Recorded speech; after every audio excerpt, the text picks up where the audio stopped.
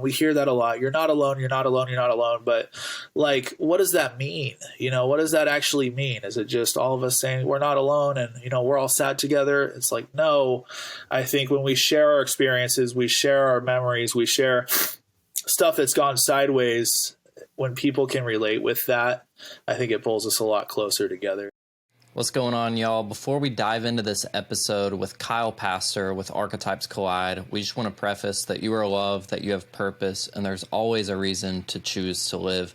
And if you're struggling today, this episode is integrated with heart support, and every single comment that goes into the comment section on this YouTube video will go straight into heart support wall. What that means is people will be able to encourage you, to love on you, to offer advice, offer prayers, all that good stuff in the comments here on YouTube. So again, if you're struggling, if you need some help, if you need some extra love, use the comment section on this YouTube video and it will go straight to heart support and they'll be able to get in touch with you natively here on YouTube. Without further ado, here's my interview with Kyle Pastor.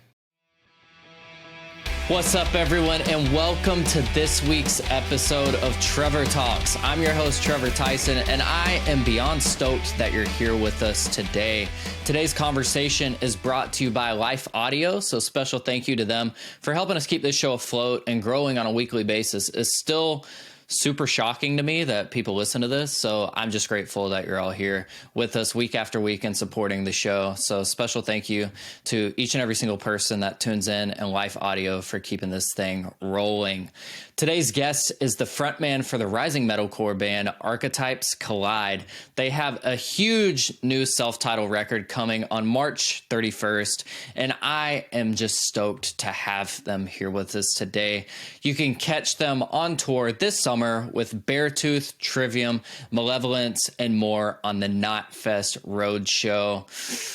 He ain't a pastor, but it is in his name. Please help me welcome Kyle Pastor. Kyle, welcome to the show, man. What is up? Thank you for having me, man. I'm stoked to be on this. Dude, of course. And you know what? I had that written before our conversation just now. He's not a pastor, but welcome to the show. I kind of stand corrected. You're a music director. Let's go. I do. Yeah, I run at my church. I do music directing, so I help put together sets and all the arrangements with songs, stuff like that. It's in my blood. It's what I grew up doing, being involved with music at my church and stuff. So I think that's what kind of led me to this point with the band as well. Is just it's in my veins. It's in my DNA to just play music and sing, and I enjoy it. I love it. It's hilarious because I guess when this episode airs, have been 2 or 3 weeks ago. We had Hillsong United on the show, which was a huge thing for me as growing up in the church, like having the Christian worship band, I guess you would say, on the show, and now being able to go full circle. And I'm a huge metalcore freak myself, so now getting to have you on to represent Archetypes Collide is just a whole, I don't know. I think it's amazing. So thanks for being here. It's kind of cool. Yeah, there's a lot of cool people that intermingle through this whole rock scene, and we were talking about some friends that we knew that are also involved in it and stuff like that. So a lot of crossover. It's cool to see. Dude, 100%. Shout out to Zach and Jesse Yoshioka. We love them so much. And dude, I've been looking forward to connecting just particularly about the music, but then just hearing your voice and hearing the lyrics that you guys have been putting together. It's a message of hope. It's a message of encouragement. And there's a lot of hurt in the world right now. So I guess what I want to lead in with is Archetypes Collide. Where did this come from? What is the overall message of the band? And what are you hoping to communicate with people in this season? Yeah. So, especially with some of the later songs we've been putting out lately, I've always had a style lyrically of writing stuff that feels real, that's real to me. We have a couple songs. We just released a new one called Parasite that we actually wrote. Me and Jared, our guitarist, we actually wrote some lyrics that he had a situation that he grew up with, and we actually dove into that. And so it's almost me getting to tell a story, which was a really cool experience to write lyrically that way, where it wasn't necessarily my experience, but it was taking from someone else in the band and giving that platform to go there. But yeah, a lot of our songs, I think there's a lot of value in just being vulnerable. And even though like I'm a pretty smiley, happy-go-lucky, I'm always joking, never taking anything too serious. Like that's just my persona. That's how I've always lived my life. I avoid conflict. I just like, let's all be friends. Let's chill, right? But with that, there does come a lot of inner dialogue of processing through emotions that I don't want people to see because, you know, I don't want anyone else to carry that burden. And also, you know, the mental, emotional side of things where, you know, I'm trying to keep my head on straight so that I don't screw everyone else's lives apart, you know, screw that up. So, yeah, a lot of the songs you'll see those kind of themes of me just processing it. And I think for me, it's therapeutic, you know, in the writing process to be able to put that to paper and to vocalize it, stuff like that. I mean, I know I have friends and family that sometimes will be like, man, like you got some really good songs, but man, that's some heavy stuff. You good? I'm like, yeah, I'm good. Like I'm probably, you know, like, but that's just, I want to write what's real. I want to write what's honest from my perspective. And I feel like that goes a long way versus just trying to, you know, write something that's not real to me. You know what I mean? Yeah. And in music nowadays, there's a lot of messages going out that aren't as genuine or close to home for the artists themselves. And that's definitely not the case with Archetypes Collide. With this new self-title that you have coming out, what's the overall theme that you're going for? What do you want people to walk away from this record just remembering? Like, is there a specific piece of this that you're just like, man, if they take anything out of this whole experience of listening to the record, I want it to be this? Yeah. And I kind of hit on it before. I think there's this solidarity, there's this growth that happens when we're uncomfortable with ourselves. Mm-hmm. There's this ability for people to connect when we go to places that we don't want to go, whether that be talking about issues in life or, you know, for me, putting those thoughts to paper and singing about it, whether it be, you know, with a close friend and being like, hey, you know what, like we're cool, but I've got this thing going on and it's kicking my, like we have all these things that until we lean into that discomfort, it doesn't really benefit us. It doesn't benefit us if we don't open these things up to other people. And so I think lyrically with the album, of course, I mean, it dives into a lot of scenarios. There's one song at the end of the album that I wrote it, another one essentially from like my father's perspective, about my grandfather. It was his dad that had passed away from Alzheimer's. And just diving into that, I mean, multiple times, like writing that, listening to it back, like I'm pretty soft. Like I get choked up. Like it's just, it's tough, but I know that there's so many people that need to hear that message of like, hey, you know, not just the simple fact of like, you're not alone. We hear that a lot. You're not alone. You're not alone. You're not alone. But like, what does that mean? You know, what does that actually mean? Is it just all of us saying we're not alone and, you know, we're all sad together? It's like, no, I think when we share our experiences, we share our memories, we share stuff that's gone sideways. When people can relate with that, I think it pulls us a lot closer together. So yeah, I think this whole album lyrically definitely pushes people in that direction of, hey, oh, wow, another person that feels the exact same I do about this situation. Like, hey, that's cool. You know, like there's something to that. As far as like musically with the band, our name Archetypes Collide is essentially the idea of what we do is combining different genre archetypes and trying to bring different influences from whether it be country or pop music or even folk. I mean, there's so many different styles that we bring into it. And how do we mesh that into the rock metal genre? And so you'll see a huge span of styles over this album, which we're super excited about because I feel like every song feels like it could be a single because they're all just heaters.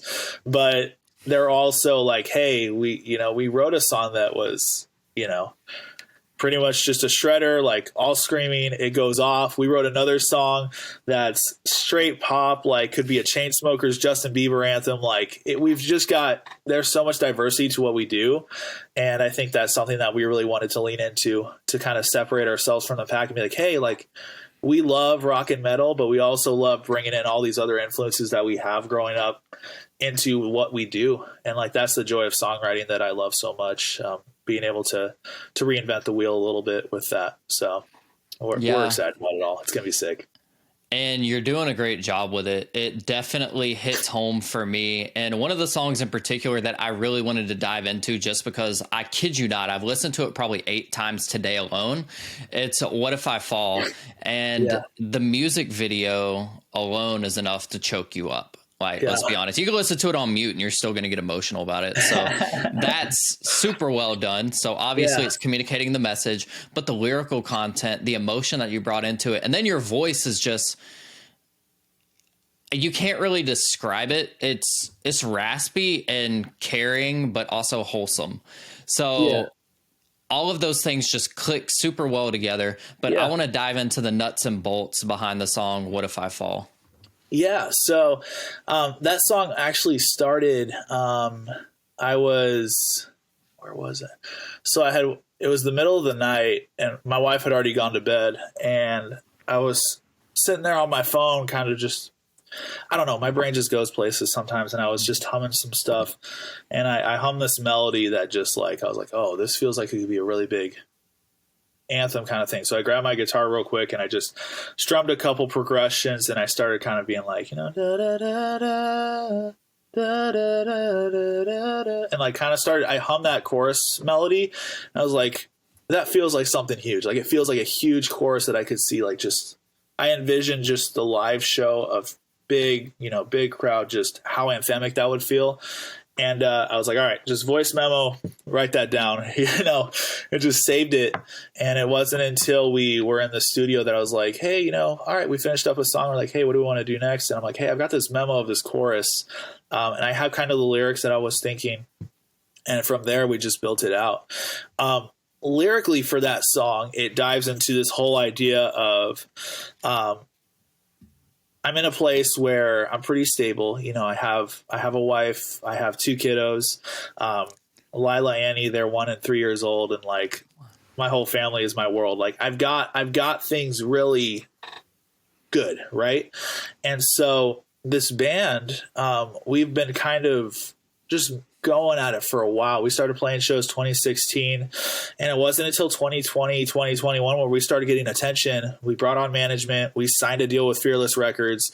Now we're recording a full-length album. We've done 2 tours now last year that were all across the nation. Like, big deal, right? And so this song was written before we went out on our first tour with Amity Affliction early last year, and like December. And so my mindset was like, hey, I've got a lot of good things going for me right now. And like, there's this internal fear of like, what if this jump for the band completely wrecks everything I've done in my life? What if it ruins my relationships? What if it, tanks my income? Well, we can answer that one. Being in a band is not very cost efficient most of the time. Stuff like that. Like, how am I going to make this happen? I'm not going to be around my family. I had to go to the studio to record like 2-3 weeks after my second child was born. Like, it was like, there was some heavy stuff that I was processing through. And like, you start this like creeping of like doubt, even in like the highs of like, wow, I've got so many awesome things going on for me. But yet I feel this, something's got to give. Something's got to give. Like, this can't be that good. This can't be that good. There's got to be something coming that's going to knock me off my feet and just screw it all up. And I think that anxiety of that is what really pushed the lyrics of What If I Fall. Mm-hmm. The lyrics, I mean, there's so many lines that I really resonate with, whether it's the, head, like the pre-chorus or the breakdown of my head's in the clouds. It's a long way down. And it's like, hey, I'm at this mountaintop of like, hey, we're playing huge shows. We did huge festivals last year. And I'm like, man, we're like doing things. And yet it's a huge fall if we screw this up. Like, it's going to be devastating if we don't, if something happens. So just the anxiety of it all, even in the really good, of like pushing back on you and be like, well, what if something happens? I'm always anti-conflict, trying to think of what could go wrong, what could go wrong, what could go wrong. And I think that's where that song really developed out of. But, it's just, it's cool to see. I mean, so many cool things that we've done as a band over the past year. And I was joking that like, 5-6 years ago, a lot of this stuff, a situation we're in, we would just joke about it and be like that, like, oh yeah, we're going to sign to this label and we're going to do this and we're going to be, Warped Tour was always the joke or stuff like that. Like, we would always joke about that. And it's like now we're doing festivals that are way bigger than that. And we're doing these tours with bands that like, we kind of I want to say grew up on, but like there's a lot of bands that like we're like, hey, these are the guys that were doing it when we were just, freaking peeing in our diapers, like trying to like metaphorically, like it's just cool to see we're starting to brush shoulders with all these people that, we looked up to and have influenced us in our music, growing up. And it's cool to be able to start, rubbing shoulders and like, hey, we can hold our own tune. Like we can get this just as well as these people can. Like, let's go for it, So yeah, I think that was definitely What If I Fall just kind of encapsulated that internal anxiety of just screwing it all up, even in the biggest highs, even in the biggest moments, thinking, oh, you know what? I'm only one step away from screwing this all up, that kind of anxiety. So, yeah, it's a powerful song. I love it. I love how it turned out. Every single part is just like money to me. Yeah. I love it. And I'll just go ahead and say it's my favorite song right now. So like it's an anthem for sure. It'll stick in your head. And if you haven't heard it, pause this, go listen to it, and then come back. Because if you don't come back, I'll find you. But there are so many things on the horizon for Archetypes Collide. You've got just so many big opportunities coming. The Knotfest Roadshow, that's a dream tour for a ton of people. And there's more of these on the horizon for the band. How are you developing and like combating the emotions that come with this? You touched on it a little bit in the process of writing What If I Fall, but when you're working with bands like Beartooth and with these big management companies with Fearless Records, you have so many emotions that you have to overcome. Like, okay, we want to be on these big stages, but getting on those big stages caused me anxiety. And when I get off you have that rise of being on stage in front of thousands of people. And then instantly when you get off, that adrenaline is just gone and it leaves you feeling a little bit empty. So how have you been personally like going through the motions with that? And how could you like pass what you've been doing on with other people that may have that same emotion with their everyday life? I think honestly, the biggest thing for this band and for us is that we have a really good chemistry. The five of us, Jared, Brandon, they both play electric guitar. Tyler plays drums. Kai plays bass. 4 out of 5 of us been playing together since 2016. So we're like almost 7 years into this, which seems absurd because it's taken so long to kind of get to this point. But it's a cool testament to like, hey, just keep pushing. You'll get there. Right.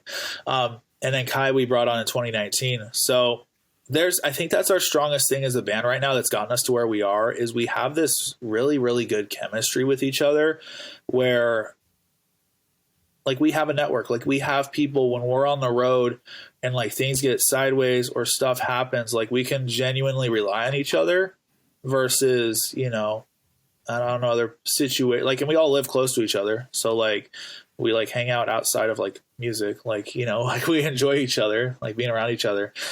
And so I think that's been the biggest thing for me is having a network of people.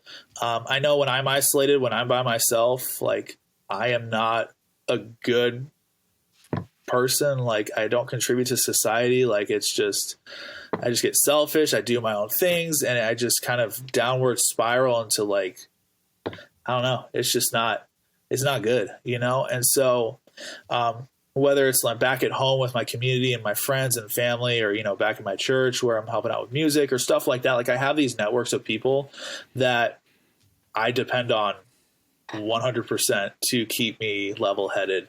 And so even in a band, I have the 4 other dudes in the band and our management, Tom and Ashi, like they're huge. They're there for us as well. The people at Fearless have been, it's so cool to see how many good people there are in this scene, because you would think everyone's just cutthroat and like, a POS just like terrible with whatever. And it's like, no, like these people genuinely got to this point because they have good work ethic and they care about people and people feel that. And those are the people that you want to hang out with. And no wonder they built this massive following, as a label or whatever, because people want to be a part of that. It feels like something bigger.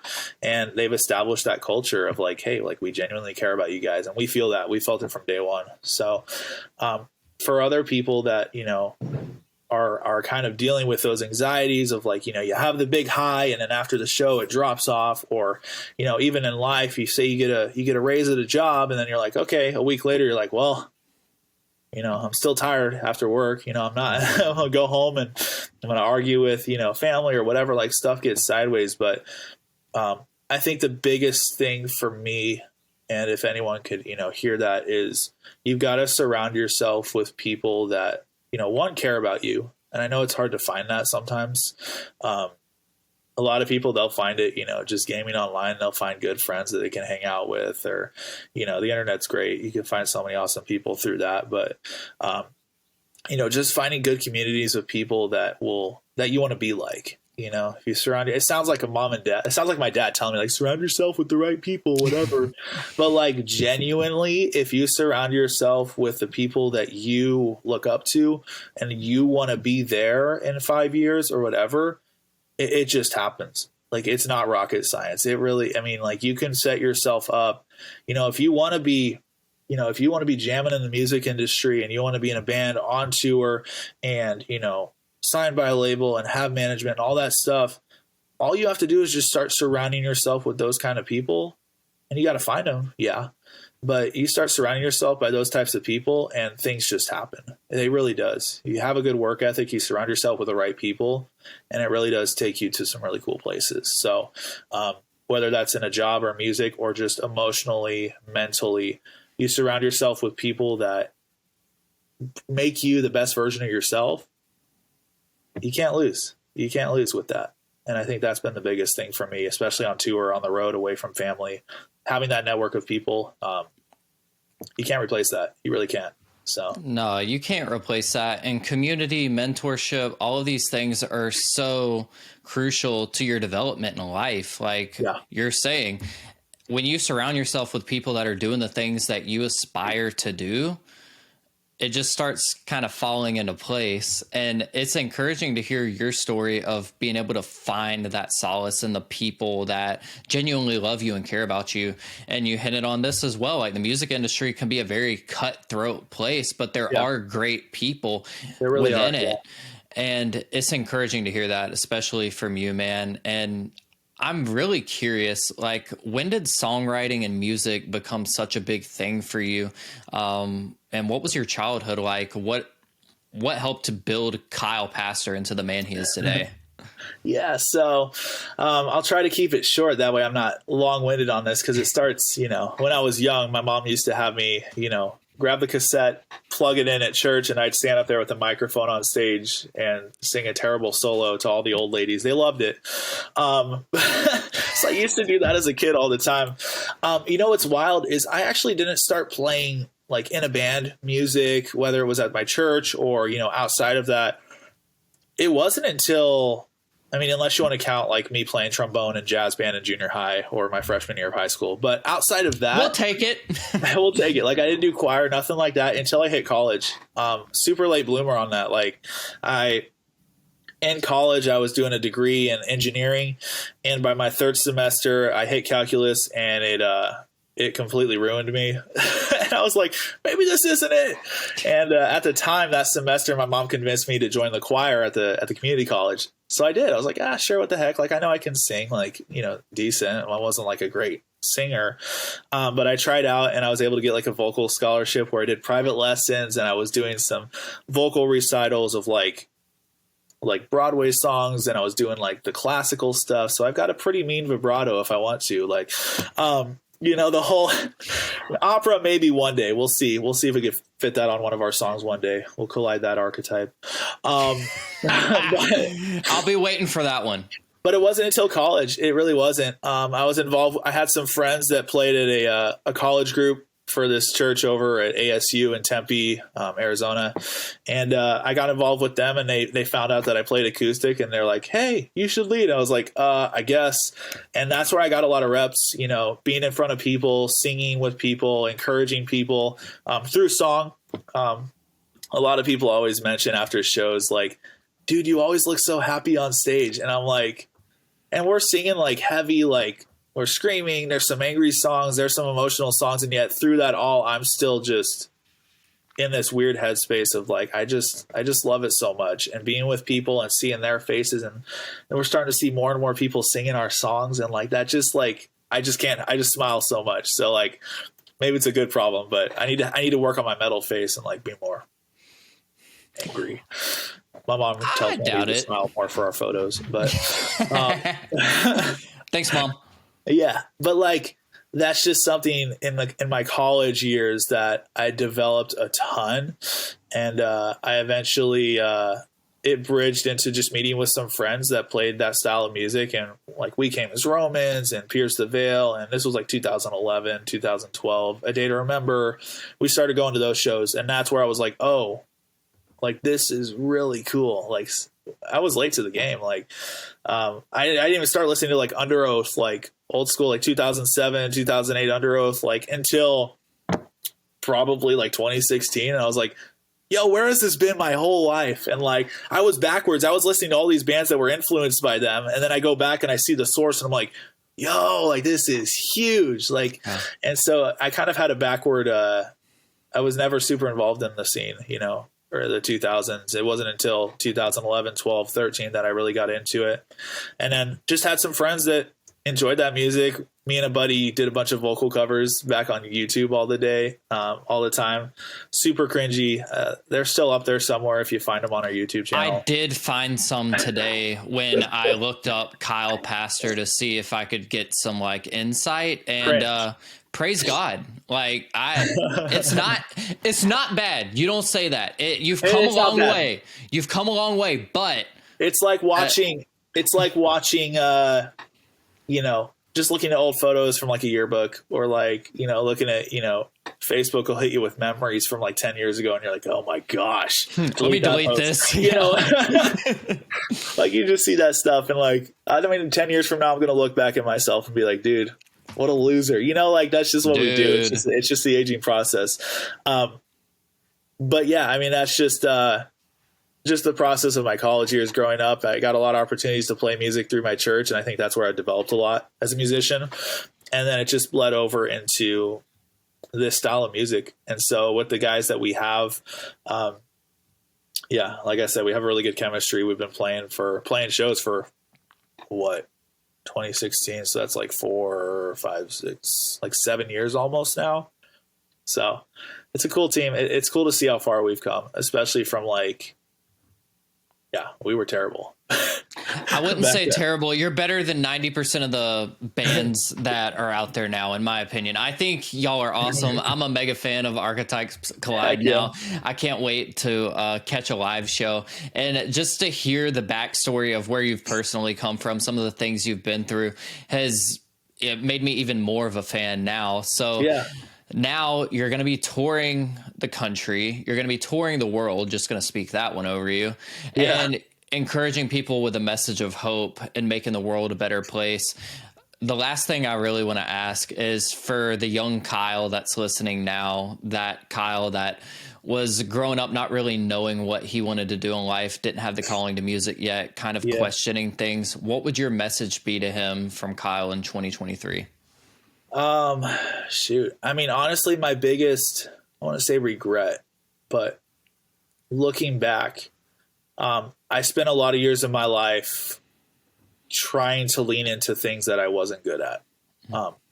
Whether it be, you know, sports, I'm coordinated, you know, I'm not a very fast runner. Like I can throw a ball, you know, like, you know, stuff like that. Like I put a lot of time into sports, you know, in hopes that one day, you know, I would get there, you know, like, and I know I had the work ethic, but, I feel like even that, or like with certain friend groups, you know, I wasted a lot of time on trying to fit in with certain people that, you know, weren't my people.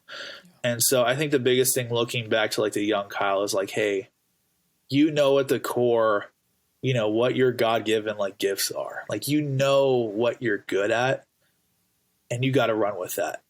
And I feel like that's where it clicked for me, you know, probably like 2015, 2016 is like, hey, I know exactly what I'm good at. You know, I know music comes natural to me. It doesn't take a lot of effort for me to like know what I'm doing or navigate it or communicate it or play it. Singing, talking to people, communication, like I know I can lean into that really well. And I think once I started focusing in on what I'm really good at, instead of trying to fix all the things that I'm not good at, I think that's where I really started to grow and become my own person, like really become my own self, I guess, with an identity. So, but yeah, I would definitely tell myself back then, you got to focus on what are you good at, what comes natural to you. It's not rocket science. You know the things that you're gifted at. Your mom and dad will sometimes tell you like, oh yeah, you should sing or you should do theater. I heard that all the time through high school. And I was like, those kids are weird. I don't want to be like them, and looking back, I'm like, dude, those are the exact people that I would love to hang out with right now. Like, and I'm like, why did I waste so many years, being judgmental and not trying to be someone that I kind of was all along, like I'm a dork. Like I love music. I love theater. I love singing. I love, everything that's involved with that. And I feel like I pushed back on that a lot growing up. And so even if certain things feel like, man, people are going to rip on me and think I'm a loser. Like, if dance is your thing and you got moves, like go for it. Who cares? Yeah. Like if that's what your abilities are, that's the hand you're dealt. Like you got to run with those strengths. If it's drawing, if it's writing, if it's speaking, singing, if it's analytics, if it's computers, like you got to find what you're good at and you got to lean into that and just go full blast. And I guarantee you that'll take you so much further than anything else could. So, yeah, that would definitely be my advice to myself. Come on, as we'd say in Georgia, don't put all your eggs in the wrong basket, y'all. That is encouraging. Kyle, thank you so much for being here, man. This has been awesome. Everybody needs to go pre-save the self-titled album from Archetypes Collide on your favorite digital streaming platform. We'll have the links for all that in the description below, as well as for your merch store and everything. I know for a fact, like I swear on everything, I'm going to go buy something right after this because I need to be able to wear it on the show. Like, I'm a fan. I love what you're doing. And for everybody listening, if you've heard something super beneficial in this, let us know in the comments. And then also, if you're struggling and you need help, and you're watching this on YouTube, or if you're listening to the audio experience, go over to YouTube, comment in the comments below, and it'll go straight to the heart support wall. You are loved. There's so much to live for. There's always a reason to choose to live. I know that it's hard to see that at times, but you've got a purpose on this planet. I believe that God loves you, not going to shove it down your throat or anything, but you are so loved. You are so worth living. Be sure to check out some of the links in the description for some more resources for you if you're in that state of mind. We love you guys so much, and we'll talk to you next week. Bye now.